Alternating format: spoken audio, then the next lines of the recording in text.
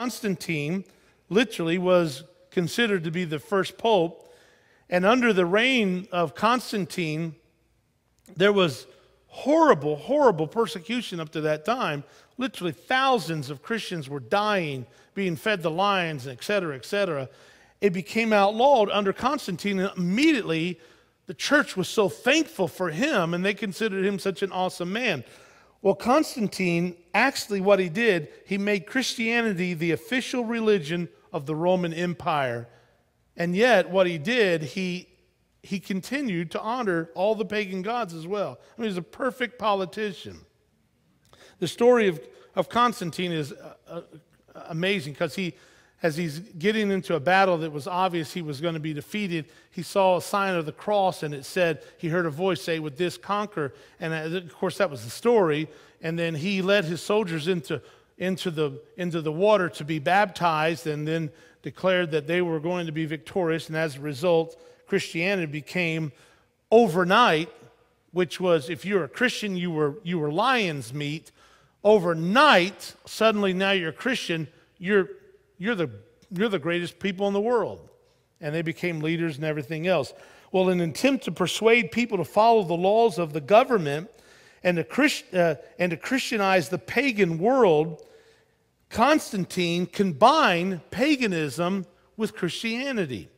And of course, if you were with us when we talked about the 7 churches, you'll remember that that particular church age shows up there in that lineup of those 7 churches, and this is exactly what happens. By the way, his tolerance toward paganism is easily seen by his honoring of various pagan gods on coins and retaining his pagan high priestly title, Pontifex Maximus. Now that's very interesting because the word Pontifex means bridge builder, and the word Maximus means the greatest, the highest. Well, Constantine was considered by many to be the first real pope in the Roman system, and he retained that title. And it's interesting that to this very day, popes are referred to as Pontifex Maximus, to this very day. And obviously, they are considered the great bridge between God and man.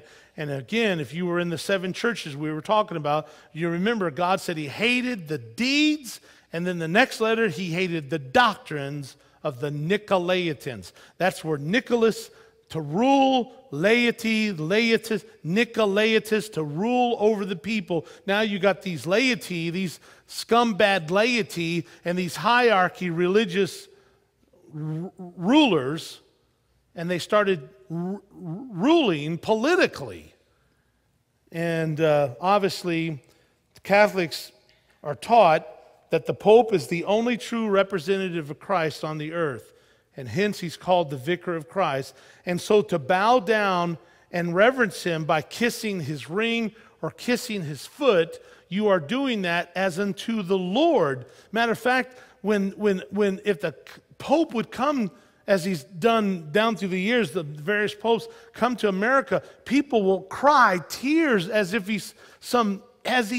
Jesus is there. And when he speaks with authority in the sense that he cannot be wrong. And we'll talk some more stuff as this goes on. Here's something that's very interesting that I think is worth our time to talk about for a second. By the way, is everybody still with me?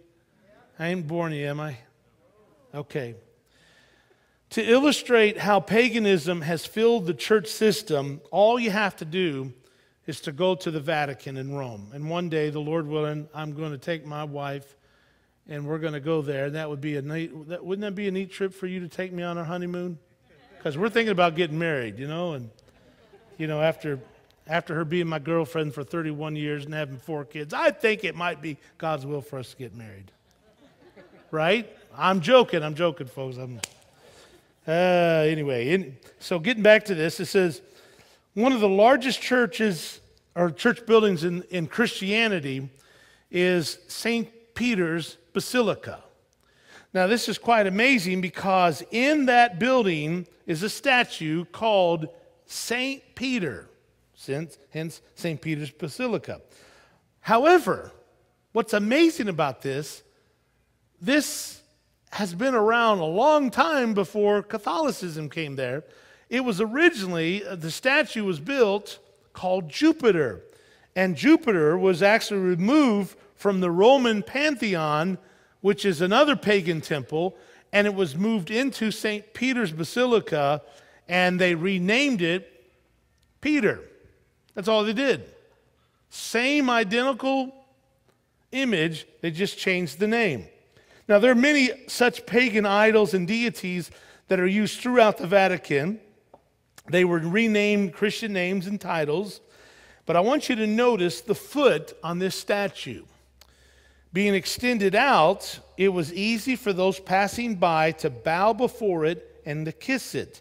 And I want you to notice that the foot is literally worn down so smooth that even the features of the toes are all but completely erased. And keep in mind, this is a bronze statue. Now you have to ask yourself, how many millions and millions of kisses it would take for the soft lips of very sincere Catholics from all over the world to wear down the bronze statue away from the toe of this image of Jupiter. Think about that. And yet, you know what we're talking about, don't you? The Catholics are taught that when they leave Mass, if they will kiss that statue's foot, they will get 50 days off of their stay in purgatory. It's called an indulgence. And an indulgence is something that you earn to get you quicker into heaven. See, because when you die, I've talked to you, again, many of you come from Catholic backgrounds, you know what I'm telling you is the truth. When you die, you go to purgatory. See, because you got to pay for it. It doesn't matter that Jesus died for you. You got to pay for your sins. And that's why they're burning candles. That's why they're doing all these things to help earn your way back into God's good graces. Well, when Martin Luther, and we'll talk about him a little later tonight, as a former monk, when Luther finally became a Christian, he wrote a book about this and thought, isn't it interesting? And he points this out, how that, you see that Jesus was wiping the feet of his disciples and kissing feet. However, the popery, it's just the opposite. They want you to kiss their feet. And Luther's point is, isn't it amazing? Jesus came to minister to others, but this whole system, Luther says, is all based on idolatry. It's all based on the hierarchy of these religious figures, and it's purely prideful, which I think is worth considering. Incidentally, this religious system has so prostituted itself, now listen to this, folks, that it blasphemes God by claiming to be equal with God and believes that it can actually change the very laws of God and take out whatever it doesn't agree with. Now, I would have to say this is a system that would tick God off.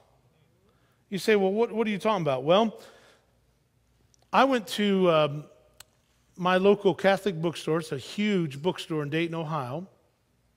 And I purchased several examples of their little 10 Commandments. Now, this is almost going to be unbelievable for most of you. You're not going to believe this. So I'm going to ask you to check it out. Did you know that the Catholics have taken out one of the 10 Commandments? You say, well, John, it looks like there's 10 right there.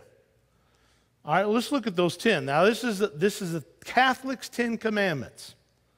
Commandment number 1, I am the Lord your God, and you have no other gods before me. Well, let's go to Exodus chapter 20. Start at verse 1. It says, I am the Lord thy God. Thou shalt have no other gods before me. So number 1 is right. Okay? Look at the next verse. Thou shalt not make unto thee any graven image or any likeness of anything that is in heaven above, that is in earth beneath, or that is under the water under the earth. Thou shalt not bow down thyself to them, nor serve them, for I, the Lord thy God, am a jealous God. It's the longest 10 commandment. Go to commandment number 2 on the left.